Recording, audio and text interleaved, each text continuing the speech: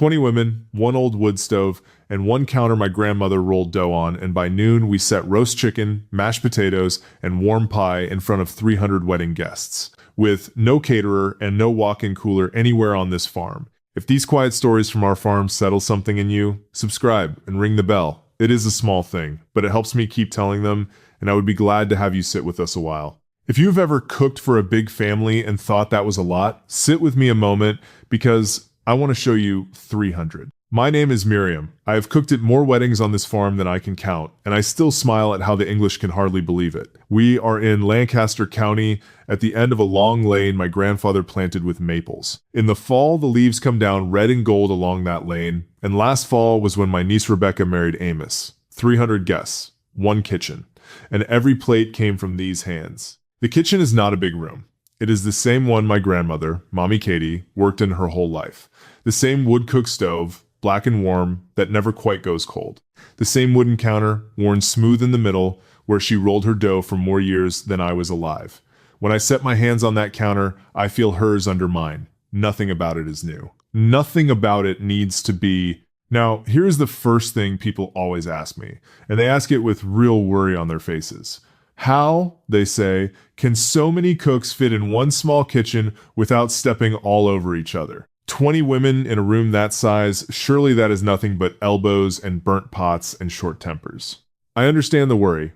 I truly do. If you drop 20 strangers into any kitchen with no plan, you would have a mess by breakfast. But that is not how we do it. We do not all crowd the stove.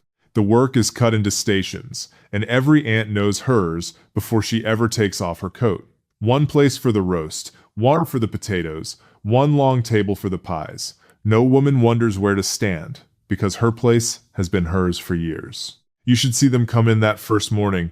Coats come off and hang on the pegs by the door, all in a row. Aprons get tied, a quick knot behind the back, a word to a sister, and then each woman walks straight to her spot, not hurrying, not asking, just going. The way your feet know a path you have walked 1,000 times. It is a quiet thing to watch. 20 women moving like one. But the doubt I want to sit with longest is not about space at all. It is the one the English ask me every single time. With no warming ovens like a restaurant has, how on earth does the food stay hot for 300 people? The answer starts 2 days before the wedding, at 5 in the morning, with my sister Anna and the roasht. It starts on Wednesday, 2 days before the wedding. The men come first. They set up the wash house out back, sweep it clean, and haul in the borrowed roasters, big and dented, lent from 3 different families down the lane. By the time they leave, the counter is stacked and ready. Mommy Katie's old counter, the one my grandmother rolled her dough on. It has fed more weddings than I have fingers. Then comes Anna. My sister runs the roasht. Now, roasht, that is just our word for the chicken pulled off the bone and baked with bread filling and celery from our own garden. Anna is at it by 5 in the morning, standing at the stove by lamplight, stirring, and oh, the smell. Brown butter and celery filling the whole house before the sun is even up. If you have never woken to that, I am sorry, because there is nothing like it. You could follow your nose to that kitchen with your eyes shut. So here is the question. How does the food stay hot for 300 people? With no warming ovens like a restaurant has? The English ask me this every single time, and I understand why. It sounds impossible, but the answer is old, and it is simple. We cook in waves. We time the roasters to the sitting, not all at once. And the ones that are done, we keep covered on the back of the wood stove, where the heat never dies. That stove burns from before dawn until the last lamp is lit. It does not stop, so the food does not go cold. The food is hot because the fire never stops and the hands never stop. That is the whole secret. No machine. Just a good fire and women who know their work. Now, I wonder about you, the English. What is the one thing in your kitchen you feel you could not cook without? Write it down for me in the comments. I ask because half of what we use is a knife, a spoon, and each other. And that brings me to the second thing people ask. Isn't it exhausting? 20 women sweating over a hot stove all day long, why not just order it in and rest? When they ask me that, I have to smile, because they have it backwards. No one woman carries it alone. That is the thing they do not see. Lydia sits at the far table peeling potatoes with the young girls, a mountain of them, and they talk and laugh while the peels curl into the bucket. Neighbor Sarah keeps the pie table all to herself, and she likes it that way. Anna has her roasht. I keep the whole thing straight in my head. Nobody does everything, so nobody breaks. And the room, I wish you could stand in it. Steam rising off the roasters, the wood stove ticking with heat, a dozen voices going at once. There is more laughing than sweating, I promise you. The work is heavy, but split 20 ways it feels light. Like carrying a long table when everyone lifts together.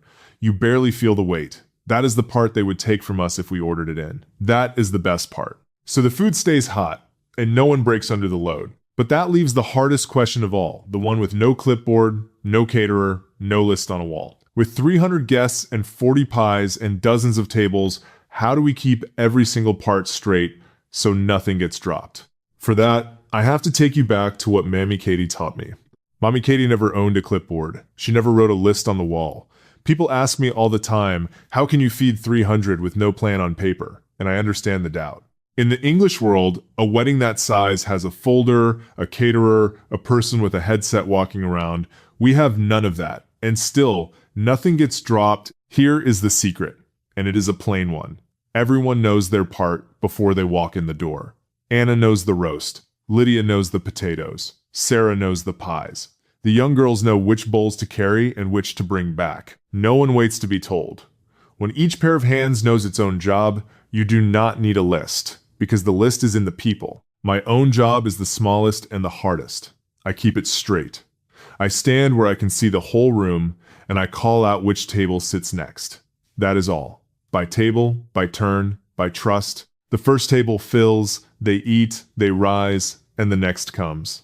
I never hurry it. I just keep the turns moving, the way Mommy Katie taught me at this same old counter, with the wood stove ticking behind me and the heat never dying. And then there is the pie table. Oh, the pie table. Neighbor Sarah runs it, and last fall she laid out 40 pies down one long board.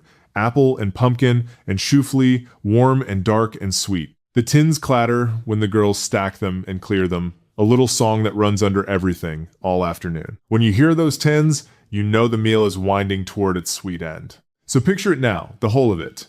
20 women, one wood stove, one old counter, 300 guests sitting down in waves. And every single plate, the roast, the mashed potatoes, the buttered noodles, the pie coming from that one farm kitchen. Plate by plate, hand to hand. All from these hands. No machine did that. No cooler, no caterer, no headset, just women who love the family, standing shoulder to shoulder, doing the work together. And right in the middle of it, at the corner table, sit Rebecca and Amos. We call that corner the Eck. That is our word for the spot where the bride and groom sit, tucked into the corner so the whole room can see them. The steam rises off the roasters. The voices climb. Somebody laughs too loud and everybody joins in. Rebecca's cheeks are pink from it all, and Amos just keeps smiling like a man who cannot believe his luck. That is the thing I most want you to feel.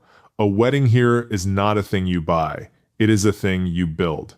Every hand in that kitchen built it, and then we all sat down and ate what we built together. You cannot order that. You cannot have it delivered.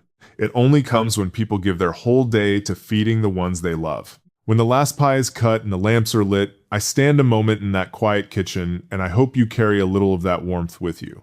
The room is gone still, the roasters are empty, the tins are washed and stacked. Outside, the guests are talking soft in the dark, and inside, it is just me and the old counter and the stove still warm to the touch. And I think this is what it is all for. This is what feeding people you love is for. Not the machines, not the speed, just the hands, the turns, the trust, and a full house on a fall evening. I would not trade it for anything the world could sell me, and that, I think, is worth wanting.